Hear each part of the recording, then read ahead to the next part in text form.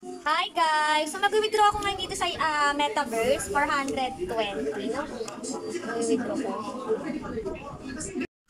Ayan nga guys, nag-withdraw ako ng 420. Ang actual amount is 403 po ang darating sa ating Gcash, no? So for processing na po siya, wait na lang natin na dumating. So yun guys, invest that you can afford to lose, no?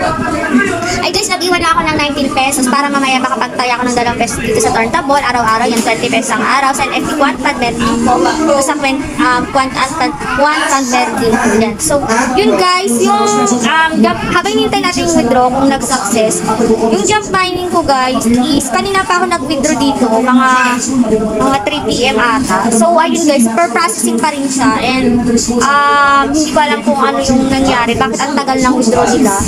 Ayan. Tapos sa KNP mining, parang wala silang ano ngayon, wala silang discussion.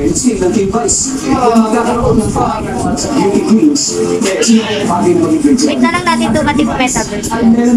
Tapos guys, yung Chili Finance, nakatulog kasi ako, hindi ako nakapag-withdraw. Ayun guys, mag-withdraw sana ako dito kanina, kaso nga lang, hanggang 5 PM lang pala withdraw nila ako. So hindi ko sure kung nagpapa-withdraw pa po sila.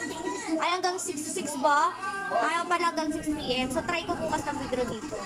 Hi guys! So yun na nga guys, no, success na yung ating withdraw. For 20 yung withdraw ko, ang dumating sa Gcash ko is ang per 103 pesos. You have received per 103 pesos. So yun guys, paying na paying pa rin talaga to si paying na paying pa rin po talaga to si Metaverse, no?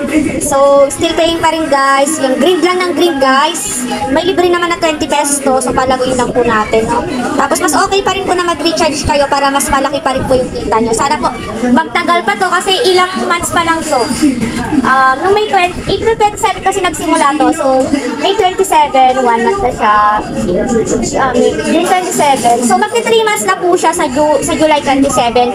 I hope na magtagal siya ng 6 months to 7 months katulad ng Yokars, no? Para paldo-paldo tayo dito. So yun lang guys, thank you for watching. Please subscribe to my channel for more videos. Bye! I love you all. Mama chup chup!